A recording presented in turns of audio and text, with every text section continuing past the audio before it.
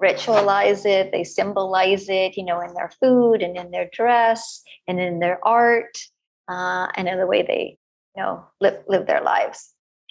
So everything, there's culture everywhere.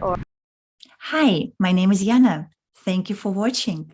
This episode starts with an audio introduction and continues with the video content. So remember to watch it until the end. And subscribe to this channel, leave a comment, share with friends. Thank you for being here and listening to Timeless Teachings.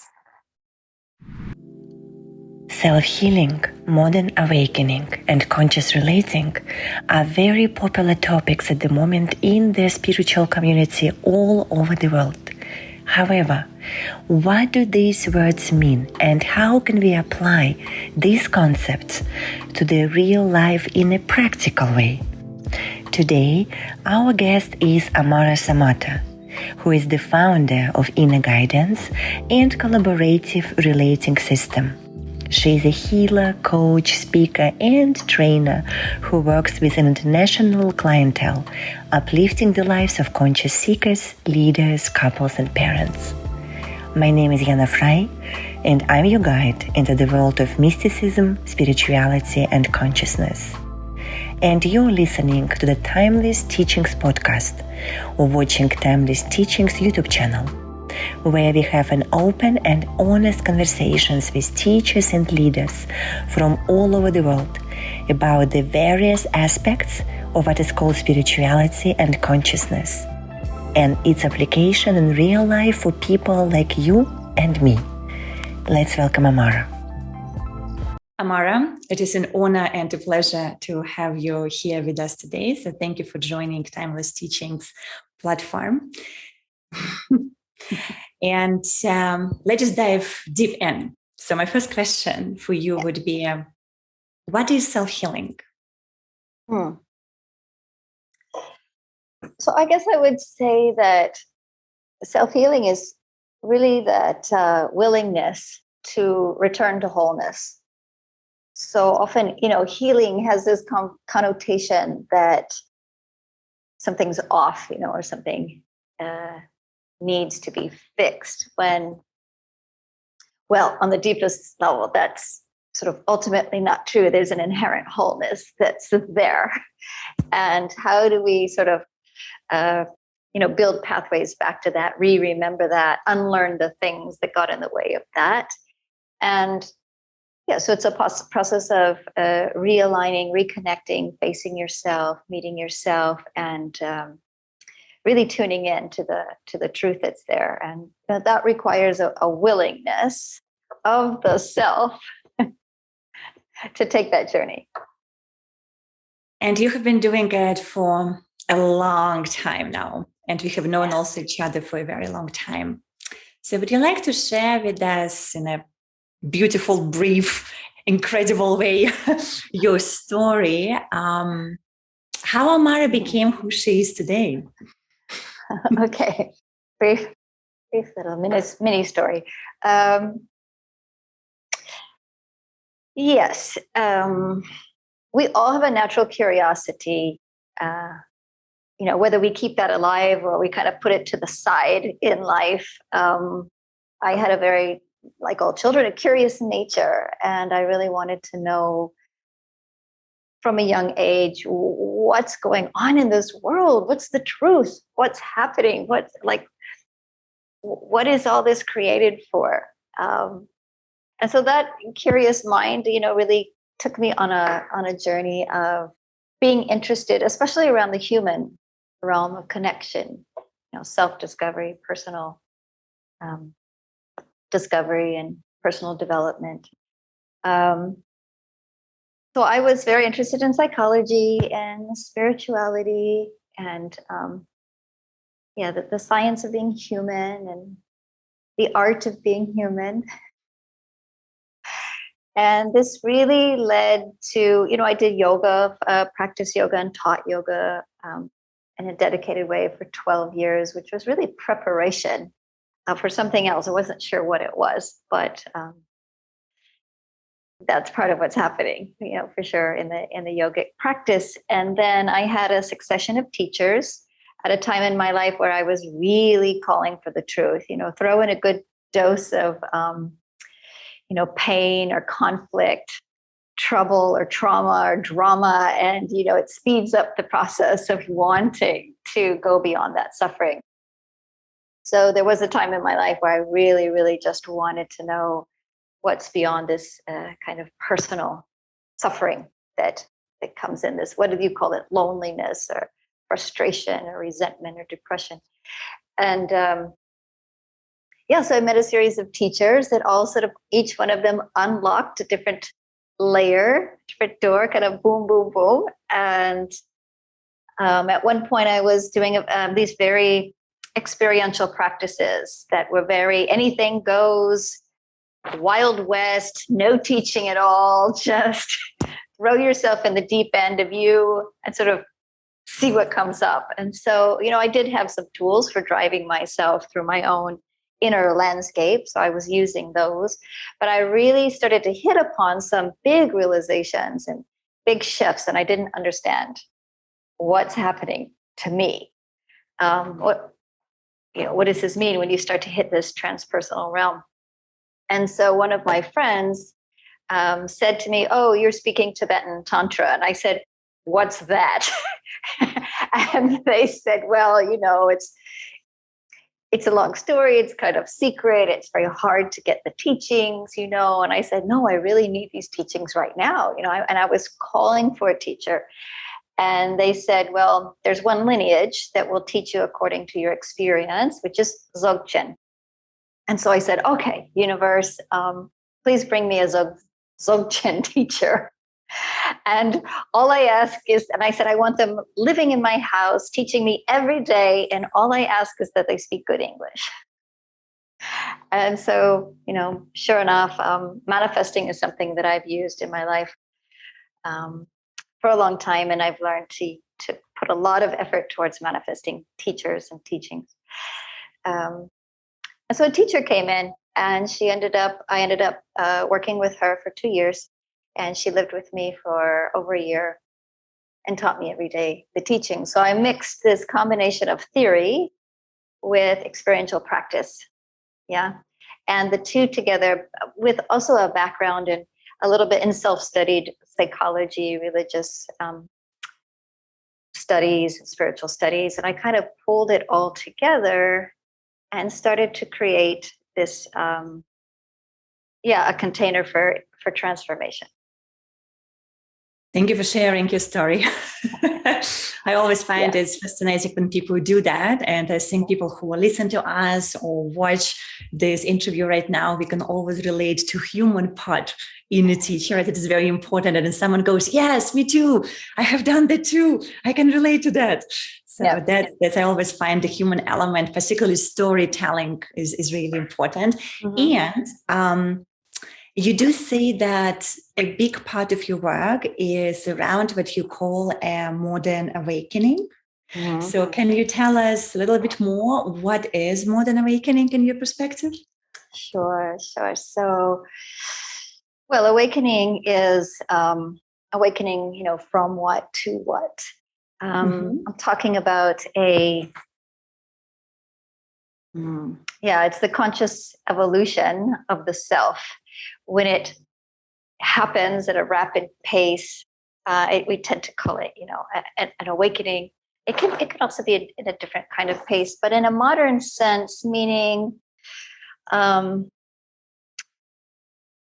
of stripped down from all of the ideology that can often come attached to awakening, this kind of spiritual ideology around it. What if we just go to the core, to the essence, which is what you discover at awakening anyway. So, when you wake up out of ideology, out of your fantasy, out of the illusion that we overlay onto reality with our conceptualized mind, that's really what you're waking out of. So I like to bring it into a very clean, modernistic kind kind of bare bones minimum to how just essential can we take the truth of self using your full intelligence. That's a big part of it.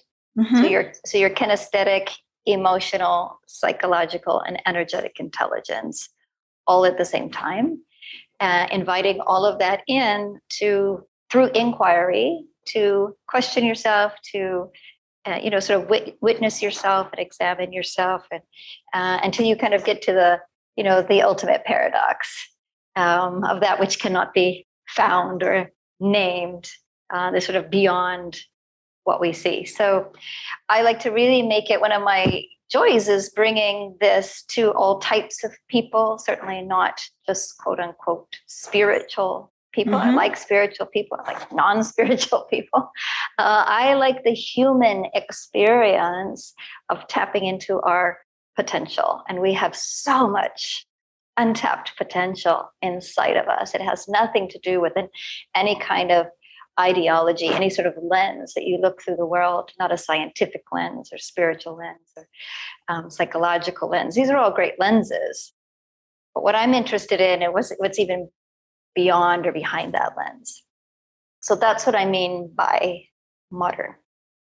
Yeah. And as you said that you're interested in spiritual, non-spiritual people, it's actually exactly my sort of next question here. That I find personally when we talk about those subjects, we do use a lot of vocabulary and language that is sort of spiritual, just the way how we refer to things, because we know what we talk about. And so for spiritual people, it's fine. They sort of understand to some extent, maybe not everything, but most of the part. And those who might not be very familiar with this, they might not even understand what we are talking about here with the words that we use. So let's help. Let's help in that sense, that make it understandable for those who don't consider themselves to be spiritual. And so a person who lives life like most of us do, have families, jobs, everyday routine, right? And might not even do any particular practices. And so here they are listening to us. And so what is coming up for them? As I'm listening to you, what comes up for me is it's all about full potential. That's pretty much human potential, regardless of religion and science and practices and all of that. So it's just, how can you unlock your full potential? Would that be something that in other language, how we can explain it? Yes, I like to say human optimization, but even that word... Perfect, great word. That's even gotten usurped a little bit by the technology sector, and they think when they say human optimization, they think like like things, brain chips or something. So I'm talking about your natural, true nature, just your natural potential with your, life-given body, heart, soul, mind, energy field, psychology, emotionality, using all of that in a way that makes sense. It really actually makes sense. When you get into what I love about the awakening beyond illusion is you start to get into realizations that just make so much more sense than how we're living our lives with an overlay, of concepts and assumptions that actually don't make a lot of sense. So it's not that sometimes people who, might think that spirituals or some sort of woo-woo thing that sort of is bypassing something and not really being, sound or responsible. But true awakening potential is actually the opposite. It's very sound. It makes complete sense. And otherwise it wouldn't be sustainable. It wouldn't be the truth. So we're talking about sustainable human optimization. Those are three great words. Yes, we need a lot of that right now. We need to that, and fast, Yes, and fast. Okay. So here, and let me please allow me a little bit to play a role of a devil advocate here. So if I may, so especially about the part fast. right? So also in my own experience, I have been seeing what's happening with people around when we go into this kind of work. And so I think now it has been sort of a topic of debate for many people. Do we want to go fast? Do we want to go slow? Or do we want to be somewhere in the middle? And so that's just to give people full perspective and that they also understand. For some people, fast is great. For some, not at all. Could be very dangerous and harming. Right? For some people, slow is better. And for others, better to stay somewhere in the middle. So I think it's just important to give this holistic view. So I know you work fast. I know I also do a lot of work really fast. When people come to me, I say I'm like F1, a Ferrari in F1 driver. So you better fasten your seatbelt. But also I learned that it's not for everyone. And for some people, the upgrade happens so quickly, they're not able to integrate it, right? And I think we have to be very honest and open about it. What they're getting into. So do you want to just elaborate a little bit about this slow, middle, fast, and how a person can choose what is the best for them, right? So which pace is actually good for them? Okay.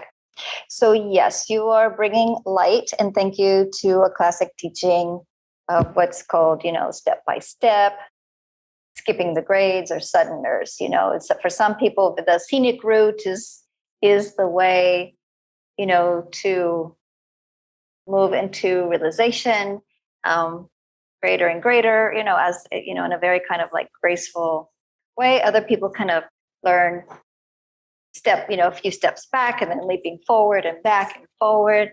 And others can have like a big boom, maybe a few setbacks and then, and then like back forward. All of this is relatively true, for sure. On a bigger scale, and this is what's also very interesting in this conversation, is, as it's been said, and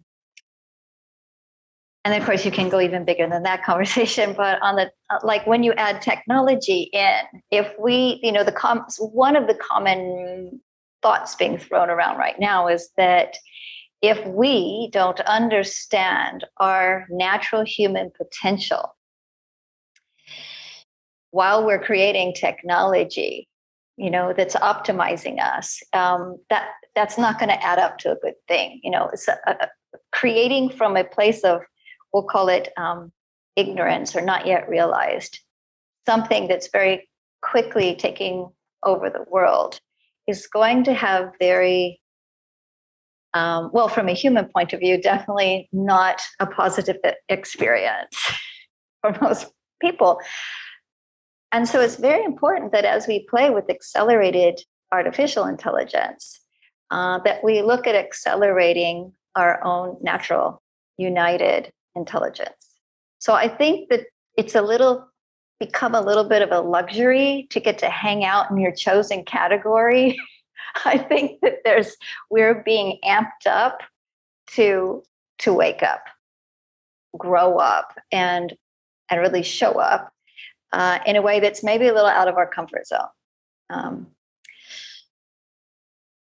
So that's why I would say, and quickly, maybe more so than maybe at some other times in human history, maybe.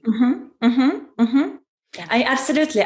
I'm just looking here from the perspective of people who are coming, right, for the practices.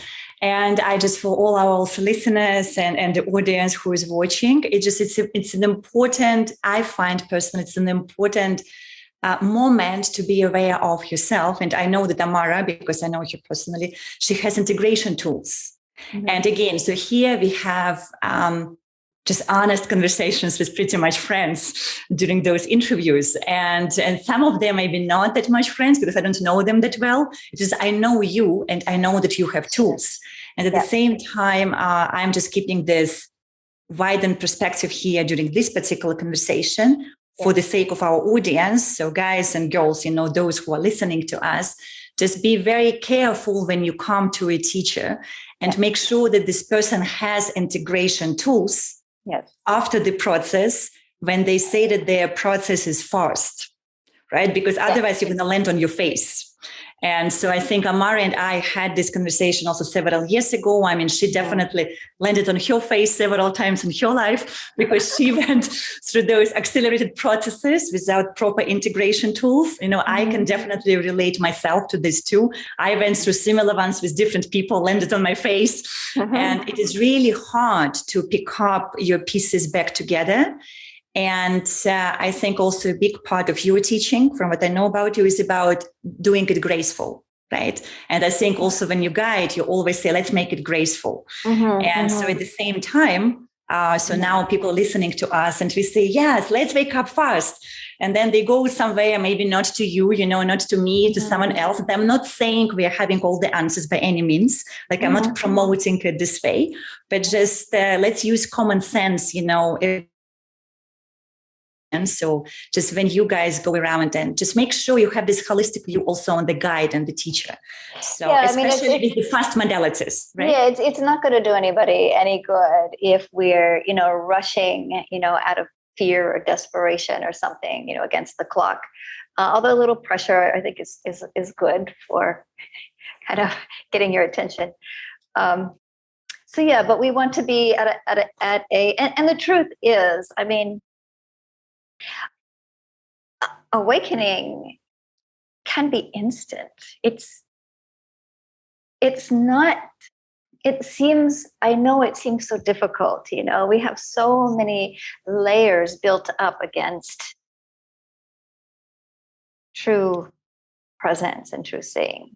And we've become so used to them. And we have so many stories embedded as to why it's challenging, but this and but this and but that. And what about this and what about that? And the what if I ask is, what if fear wins in your life? What's going to happen then? So all those thoughts are often driven by fear. And the process is it can be very simple, but yes, you need it's like a very precise surgery, It needs to be very clean. It needs to be working with the capacity of the student and, with yourself. It needs reflection time. So yes, maybe we could upgrade the word, fast to... I like the word optimized. This is actually, I think it's a really great word. Optimized is a great word. Yeah, because it's sort of also meets person where they are, right? I mean, and we all have our own way to do this. Sorry, putting you on the spot. That seems to be happening during those conversations all the time here. But it's just from my perspective, I do want to have this very holistic view for people. So we're not we own ourselves and we're not afraid to shine light on everything, right? When we have conversation. And because for me, perhaps also coming from my own experience and also working with a major variety of teachers, I know that if sometimes when you go too fast without integration, it could be challenging. And at the same time, I know with your work, you know what you're doing. So it's fine. So, but yet let's give people that opportunity to understand it. Oh, for sure. You want to optimize it at a pace that, you're not dragging your feet and you're not sort of, saving space for distraction. I mean, that also comes down to your readiness. When you're really ready, the time is now. And when you're willing, you take action and then you find your ability. What next and what next? So I call it ready, willing, and able.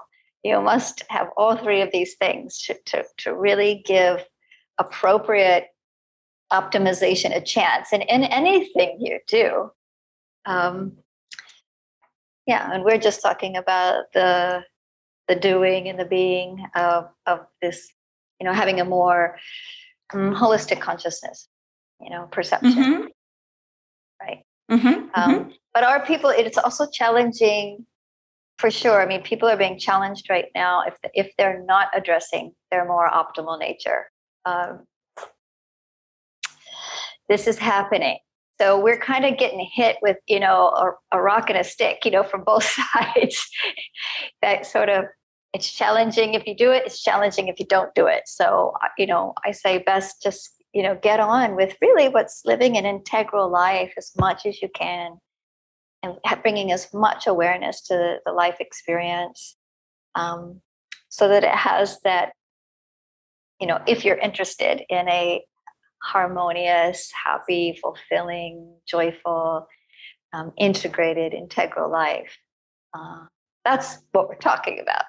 I love that. Yes, exactly. And I know you're also really big about building community. I know it has been a big part of your work and you're really focused and conscious about that. And of course, as a part of the community, then there's another aspect to your work, which you call, is it conscious relating or collaborative relating? Yes. Right? Collaborative relating. Yeah, collaborative. Which is very much about relationships with people. So do you want to tell us about that? Yeah, I'm really excited. This, of course, was a natural outpouring of helping people face themselves, realize themselves, meet the truth within them. And then the natural thing is to, go share that and interact with others. So I began to work with couples. And I developed a process for integrating and bringing forward truth, building empathy, building trust, in ways that are doable, that are fun, that are easy, that are effective. I like things that are really effective. If they don't work, out of the window. Out. Next. And I've been in this, as you know, in my home and in my space in Bali, I've been in this laboratory field and leading retreats and kind of testing these methods for almost a decade now. So they're like a spiritual scientist. Yes. Yes, exactly. So it's just been such a beautiful experience. And it's so rewarding working with couples and then seeing the culture that develops out of true collaboration. Really where your negotiations and the way that you connect and the way you communicate all add up to a really healthy collaborative togetherness. This is what we love, what we want. So with families and do it with my own team and in business. And I am forming a community in Bali. It's happening right now. Mm-hmm. And these are the first round is predominantly families who love this work and have seen the benefits of it and love what it's bringing out in the family for them and for the children. I work often with people's children as well, with their parents. And so now we're bringing it, really into a community field where we're saying, we have to get collaborative as a community and an integrated community with locals, people with the expats coming in and integrating all aspects and then with the earth. So I'm really excited about really bringing this into reality as like a shared experience with a group of, we don't know yet, but there's a large group of 30, 40, 50 people, 100 people, not as a cult, certainly, but as a culture, a healthy great culture. Definition and difference. Yeah, I've been invited to start a cult many times. No, thank you. I'm not interested. But a culture that is healthy and built on self-responsibility.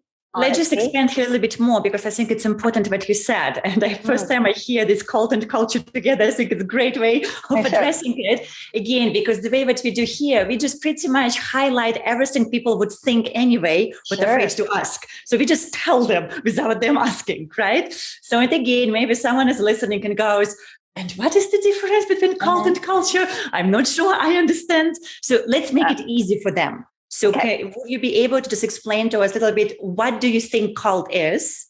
And what is culture? And what is the difference between the two? So that we all understand it.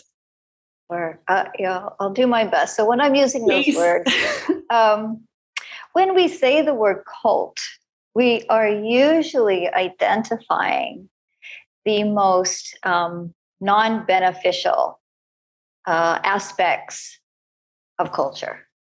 When we say culture, we're usually highlighting the most beneficial aspects of culture. When I say culture, I'm talking about the sentiment, the shared understanding of the people involved, right? So every country has its culture, its shared understanding around how things should be, how things should be done. And then they ritualize it, they symbolize it, in their food and in their dress and in their art, and in the way they, live their lives.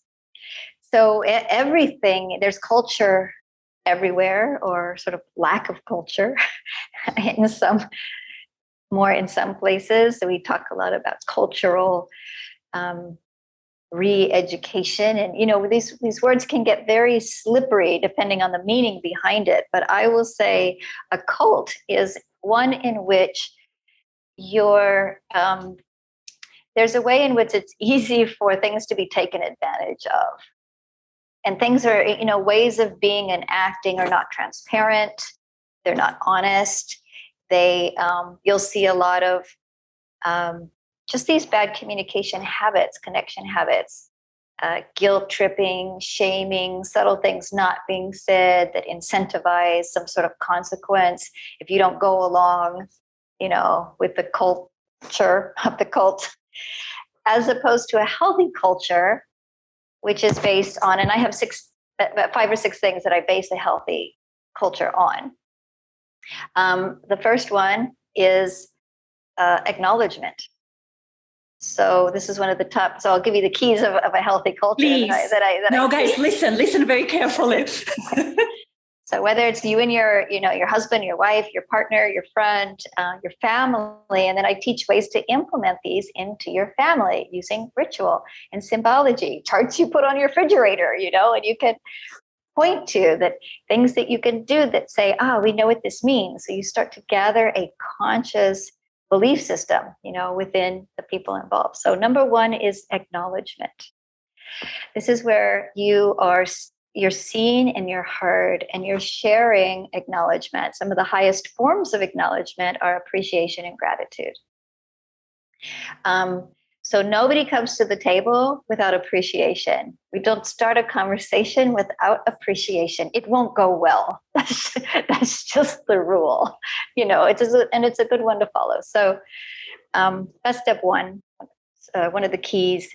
Step 2 is radical self-responsibility. Taking ownership of your own story, where you say, hey, the story I'm telling myself, about you is, and it's my story. I can own it. It may not be true, but it's the one I have.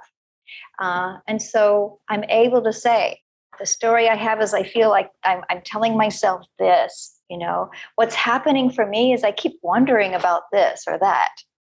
So I'm explaining my experience. That's responsibility. Versus telling other people what their experience is. Well, you're so this and you're so that. That's my perception. How will I ever know if that's what you are? Until I'm omniscient, right? I will not ever know. I can just assume. So my assumptions, taking responsibility for your assumptions, the assumption I'm making, what seems to be happening here, from my point of view is this. So that's one thing in the culture. Step 3 is the key of vulnerability, which is where you take a risk to share what's important to you before you find out if other people think it's important as well or not. This is how I feel. I feel excited, and not being ashamed of that. Or I feel scared. I feel concerned. I feel torn. I feel, just really blessed. Whatever your kind of emotional experiences, that's an important thing to share. It builds, it invites other people to invest as well in from the heart. And then the other step is really naming what you need and what you want. So taking responsibility for your wanting. Here's what I want. Doesn't mean I'm going to get it. But whether you are a guru or the student or in the board members, here's what I need and here's what I want. And the last key is to learn how to ask. It's so important. How to make an actual, I call it the art of the request or the art of asking. And most people don't ask. because they're afraid of the answer. So they manipulate or they imply, I'd really like to have, some time with you. Okay, well, that's great information. What is it? What are you asking for? Yes. Right. So would you be willing to, and then you invite the willingness of the other person in, and you really listen. The last key is to really hand over the outcome. And instead of holding on to the outcome you want, instead, in this culture, the outcome is the one that's best for all involved. And so that takes a collaborative effort, realizing that you're not here to get your way. It may go your way. It may not. You're here to collaborate, to build something even more meaningful had you not, had you just done it on your own. And that's where it gets really beautiful. Wow. Let me try to recap it for the benefit of all who are listening to us, right? Yeah. So we start with appreciation and gratitude. Mm-hmm.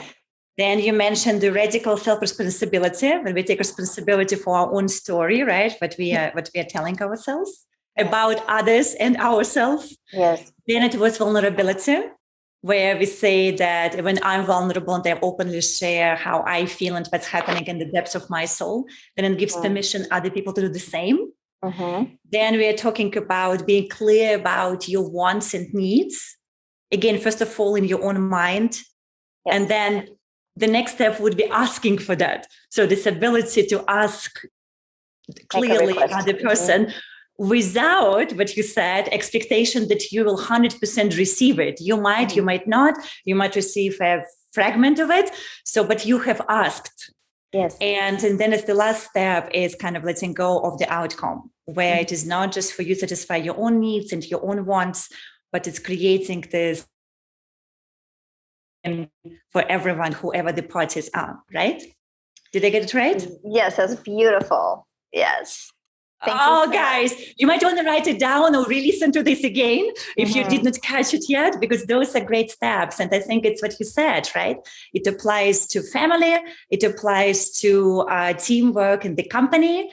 And applies to professional, romantic, friendship type of relationship. It applies to all sort of relating among us as humans. So it's a very universal way of dealing with this, which I love about it, Amara. So thank you for sharing that with us. That was very generous.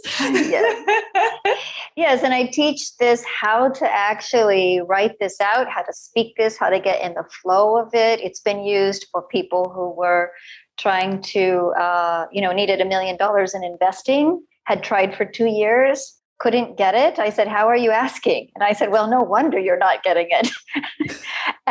And they learned the system, they talked, they got the funding on the very next time, in their pitch.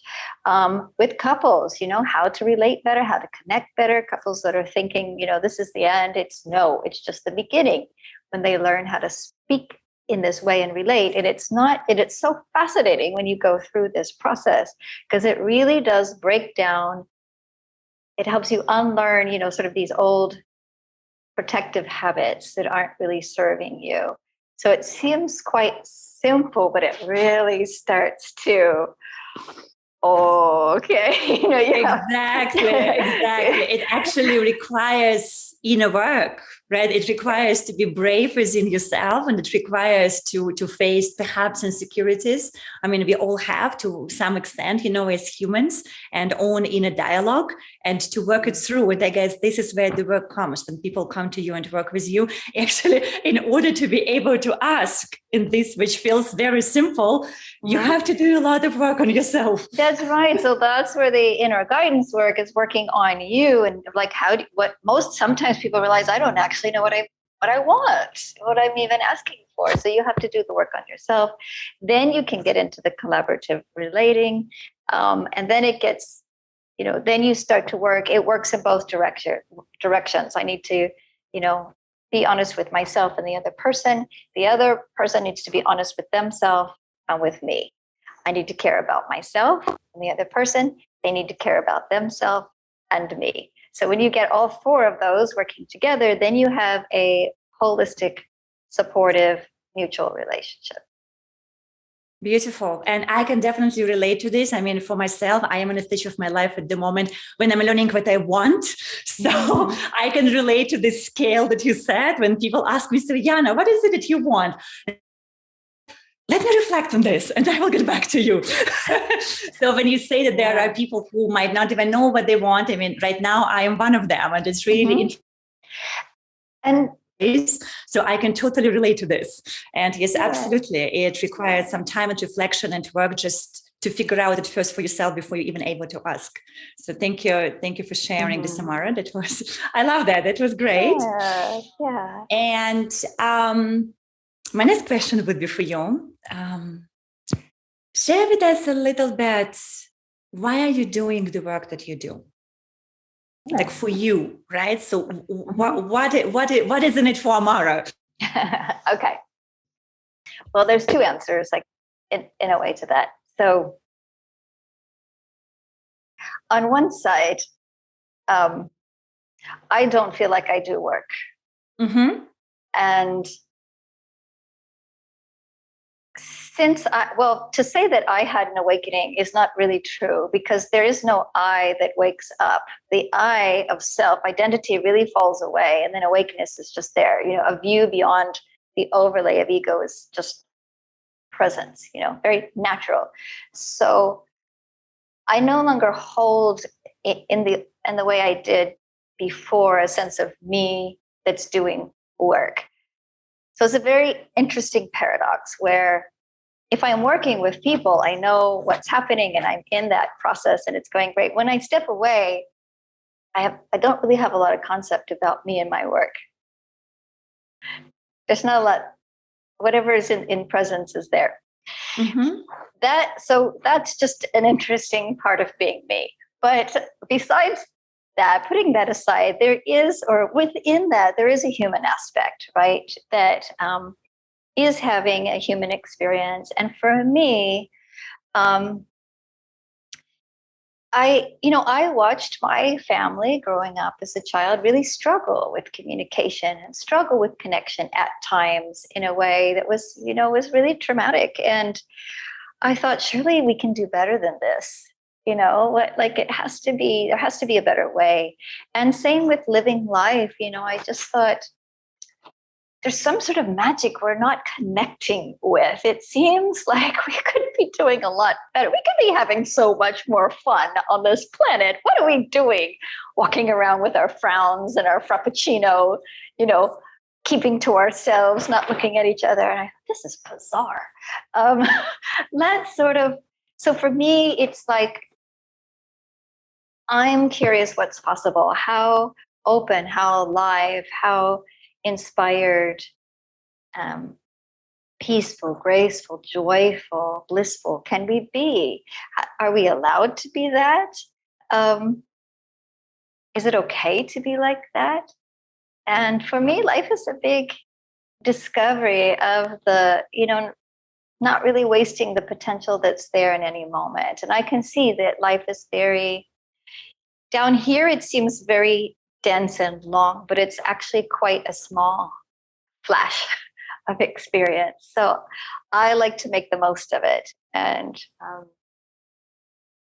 so the work is just something that I love, just pulling out the beauty and the richness that is in all people, sometimes hiding there, and showing them, you have the key. It's right there in your hand.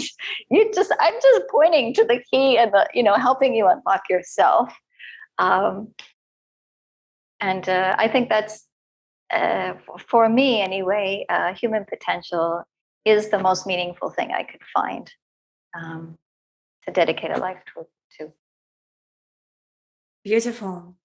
And just to unfold a bit further with that particular question, also on everything we discussed with you building community and building the programs and the work that you are doing, in your heart of hearts, in the world where everything is possible and there are no limitations, what is your vision for the work that you do and how it involves other people in that? Yeah. So my first level vision is to take the work that I've been doing that has been very, we'll say, helpful or supportive or beneficial, sometimes often called life-changing for people, and map it out in a way that it can be handed over to others. I don't want to keep this just as an Amara thing.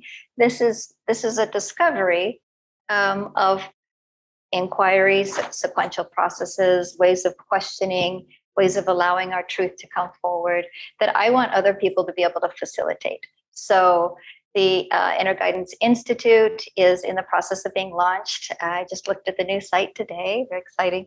And coaching, facilitating certification is something that's coming forward to help people, one, to really know how to do it for themselves, two, how to hold space for others in their family, their children, their community, and three, if you are a space holder, if you are somebody who's a therapist or a coach or a counselor, these are tools, even a nurse, these are things that you can bring in when you are holding space for another human being around well-being.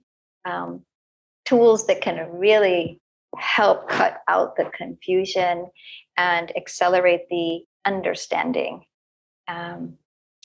So this is something we have been building a process that I really want to share that as far and wide as I can. I'll start there. That's what's on my plate right now. That's a lot. Yeah. And that's a lot.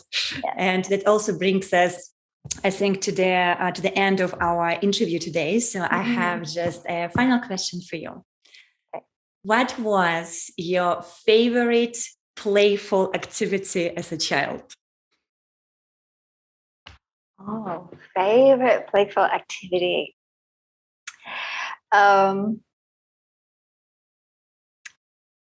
I loved very creative things, but one thing I always did from young is I would line up all my little dollies and I would teach them how to do things in a circle. And I'm still doing it. So I would line them all up and I would show them how to do the Play-Doh and, how to, whatever I was doing. I used to like to stretch or dance or build things or draw. And I would have them do it with me. I was very collaborative, I think, with your relating with your dolls. With my relating with my dolls. And I was the only girl with my mom and my dad, my two brothers. And my brothers were often out with my father. So me and my mom and my dolls would sort of do a lot of childhood play and spending time in nature. So I was very comfortable being alone, taking walks. I grew up in the country, so in the woods and down by the river and looking for 4-leaf clovers and finding caves. I still like discovery on my own as well. Both the autonomy, and the collective collaboration, both. Yeah. Thank you for sharing that. Amara, it's amazing for me every time. I do like to ask questions around childhood to the guests here. And it amazes me, always that we are born into our life's work as children. Mm-hmm. And it just takes us a certain number of years, and it depends for each human being how long, to catch up in our mind with the fact that this is what we are meant to do. And the biggest joke of all is we eventually end up doing anyway what we were doing when we were 5 or 6. It's so true. I totally agree. I often ask people, what did you love when people are lost and they're saying, oh, I don't know what to do. I don't know where to go, where to turn. They're having a real, difficult time in their life or existential crisis. They'll say, what did you love when you were young? And just go back to it. You never, you put it aside, but you never stop loving it. Yeah, exactly. Especially for the first 7 years of your life, when we don't have that much concepts yet about ourselves and others and the world. So, ladies and gentlemen who have been listening to this amazing conversation with Amara today, there's a lot of content, and you might want to re-listen and re-watch it again to just kind of really give yourself some time to process and integrate everything what have been shared. And we will be providing links and the way for you to connect with Amara and learn more about her work. And of course, if you have any questions, I assume you can reach out, and either her or maybe her team will be helping you out, but you can always do that. And remember to play. Remember to do what you were doing when you were a child. That's always brings smile. Look at Amara. It always brings smile to our faces. Yeah. So thank you for joining us today. Thank you, Yana. Thank you for this opportunity. Really appreciate it. Wow. Thank you, Amara. Timeless Teachings podcast and YouTube channel is the platform for raw and unfiltered conversations about spirituality, mysticism, and consciousness. We invite guests from all over the world to show you the variety of opinions, schools, and pathways that give the promise of illumination or what is called liberation. And it is up to you to decide which path resonates with you the most at this moment of your life. Only you know what is right for you. Did you enjoy the interview? Feel free to share this episode with friends, subscribe to the podcast and YouTube channel, and follow us on social media. Stay wild and be humble. До встречи!